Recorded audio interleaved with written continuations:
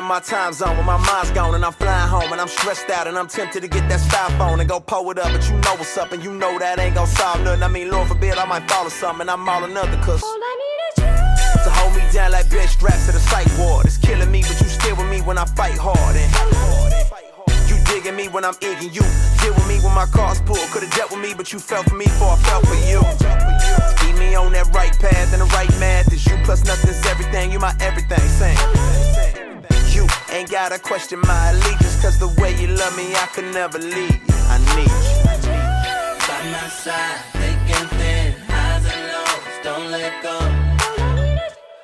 We gon' ride, we gon' win, don't know how. You're watching The Making of the Martian. All I ever needed, you're all I ever needed. What's up, everybody? We missed you guys, but unfortunately, or fortunately, if you're Team Jada, it's just me today. So let me give you a few little update, little bump day. I am 31. I'll be 31 weeks pregnant tomorrow. So yeah, I got about 9 weeks to go technically. And yes, so let's get into the video. It's kind of cold down here, so I'm gonna put this on.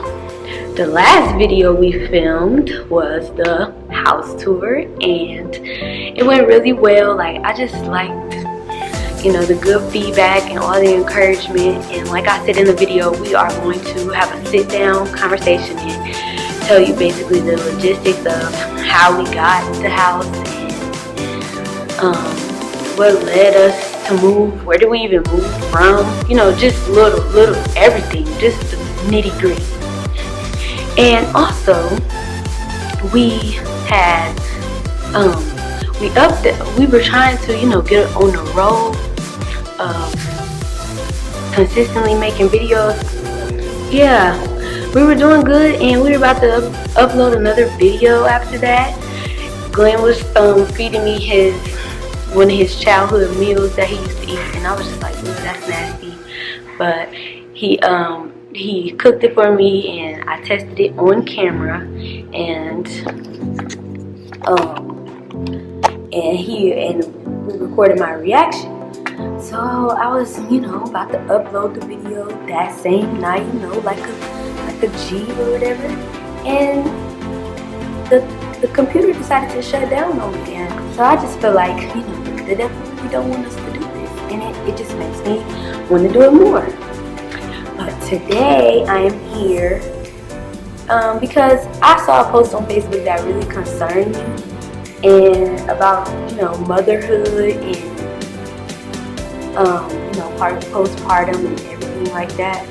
So here I am, and I'm going to share it with you. At Moms, how long did it take you to love your baby after you had them? And here are some of the comments that stood out to me. I started loving mine when I first heard the heartbeat at the hospital, and that's I can attest to that. That's when it became real to me that I was about to become a mom and have that I have an actual life inside of me. That's when it became real, and that's when I began to love JL. And somebody else said, I don't have any kids, and I agree with her comment. How ready and excited you are, you still got it. It doesn't matter how ready or excited you are, you still got to get used to being a parent and having a child. Not everyone's going to feel that attachment right away, and a lot of people get postpartum. The guy that commented, and he was basically like, I started loving my son as soon as I found out that he was a boy. And he was like, people get pregnant to look cool or whatever like that, and the whole time y'all really shouldn't be having a baby.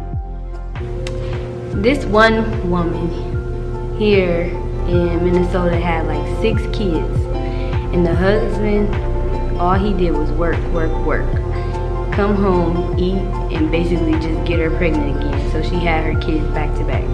With each child, her mental illness postpartum became worse and worse. She wasn't herself. at all, could barely take care of the kids, but the father was still working, not proving her stability. She ended up drowning and killing all her kids and lined them up from youngest to oldest and waited till the father got home. She didn't realize what she did was wrong, or what she did at all. Now she snaps out and cries in the mental home. Then sometimes she's numb. And that's what's real about health with pregnancy. Okay. Mental health make you think and do a lot of stuff. And it's a stranger in your body you're giving birth to. Some weren't ready neither.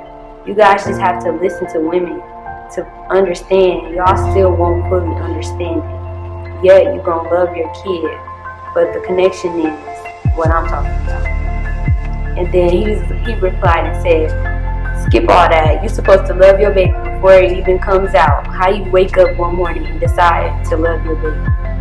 I came across the article and it says, what if I don't bond right away?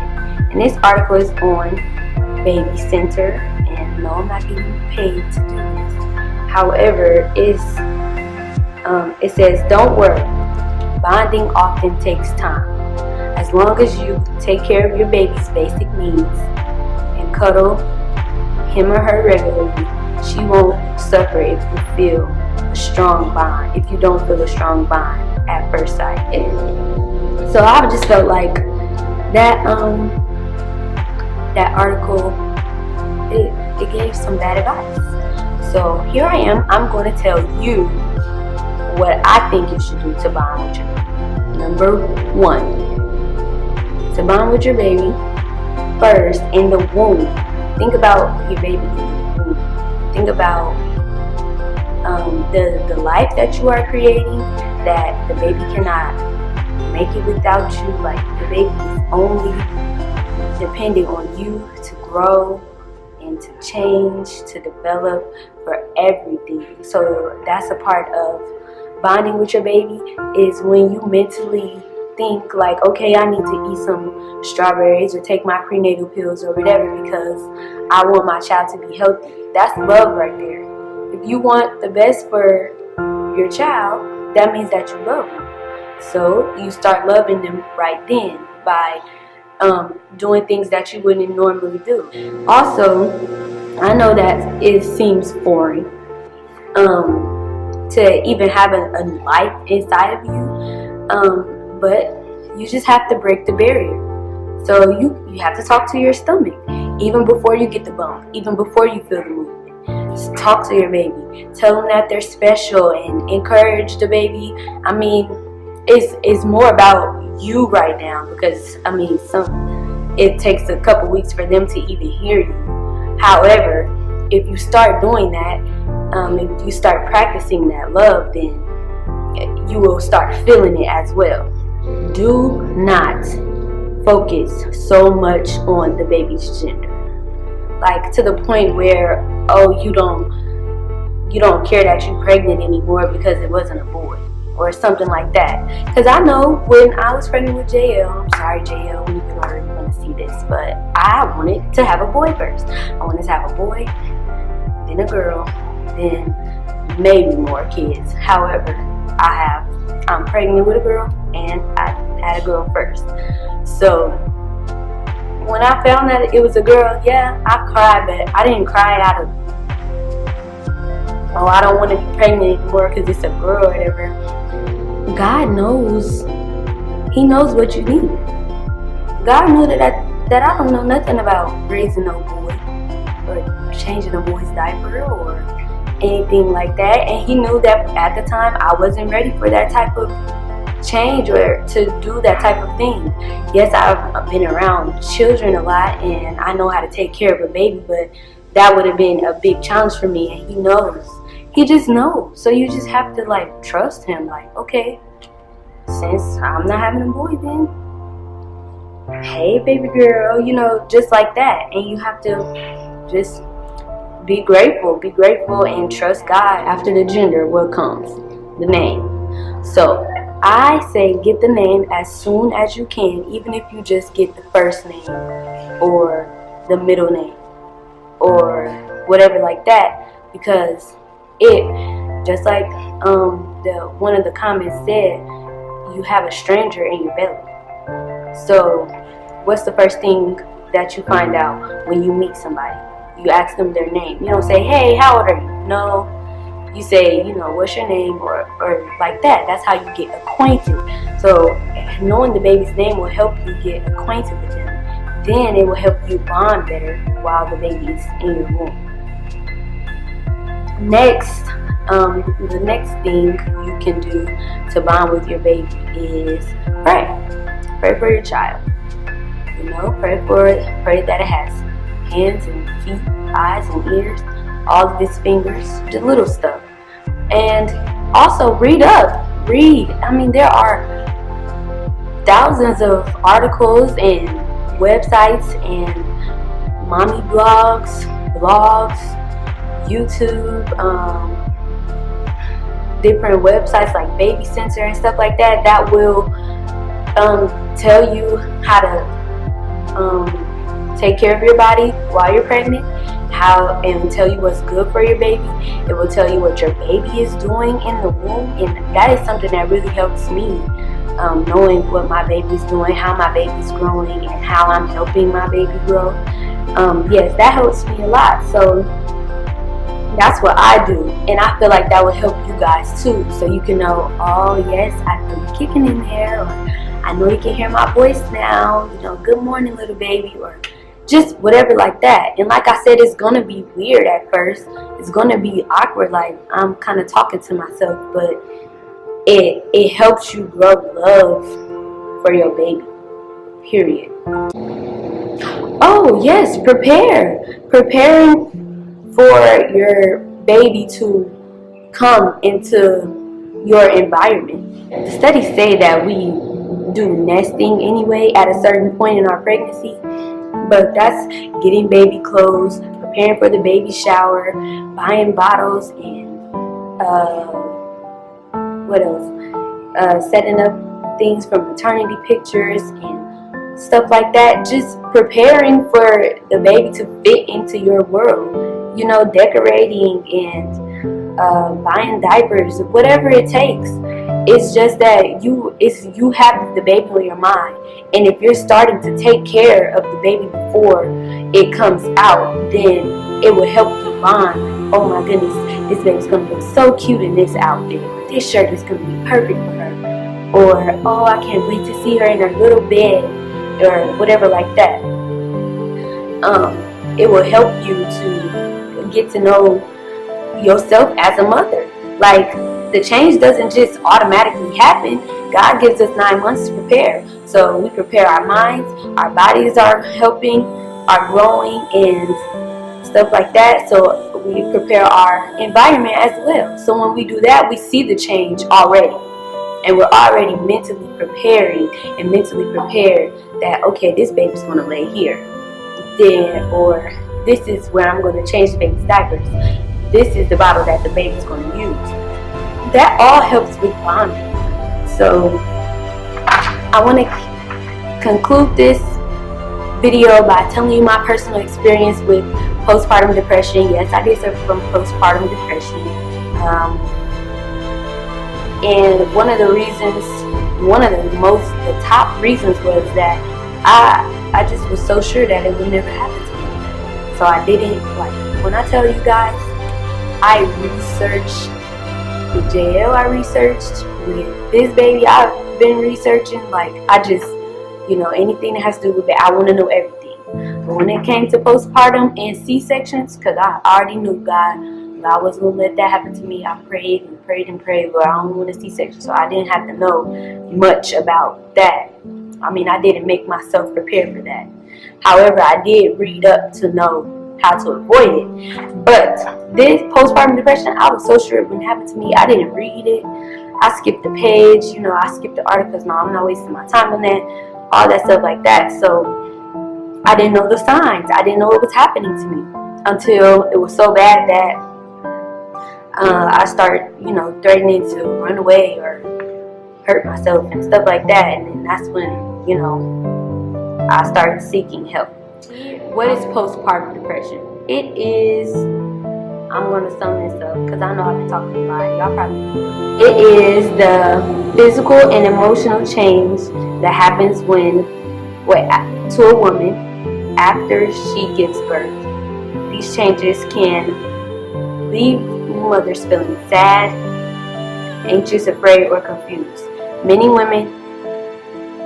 women, these feelings go away usually within about 2 weeks after delivery. It may be a part of the normal experience called baby blues. But when these feelings get worse or linger, a woman has what is called postpartum depression. This condition would be treated as you would any other illness. So they do have a medication for it. However, just let's not let it get to there. Here are the signs of postpartum depression.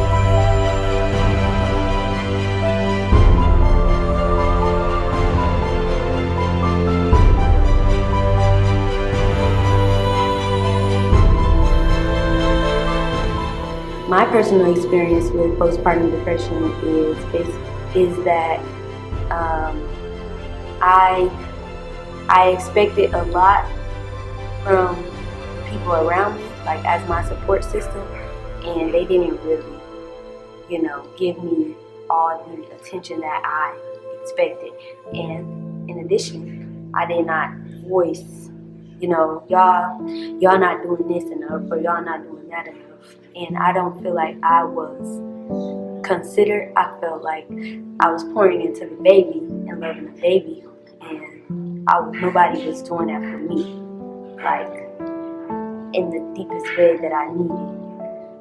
But I did not tell anyone, and nobody knew. Basically, when I spoke to my mom on the phone, she knew that something was wrong with me, and she questioned me about it. Since then, I've been fine. However, these thoughts of inadequacy, like I wouldn't be a good mom and stuff like that, that popped up on me. That popped up in my brain while I was pregnant. And that's in postpartum or depression period, it starts before, and then it will try to get you again as soon as you have the baby. Oh yeah, I got the baby, and now I'm at home for 6 weeks by myself, and now it wanna, try to pop up again. Which that's what happened to me, and I'm learning that the best way is to really be out there about it. I mean, it's better than, your family coming home one day and you didn't kill your husband coming home one day and you kill all your kids. You should speak up about it. Speak up about how you're feeling. Speak up about, your doubts, and pray. Don't sit at home for 6 weeks and not be praying or asking God for help.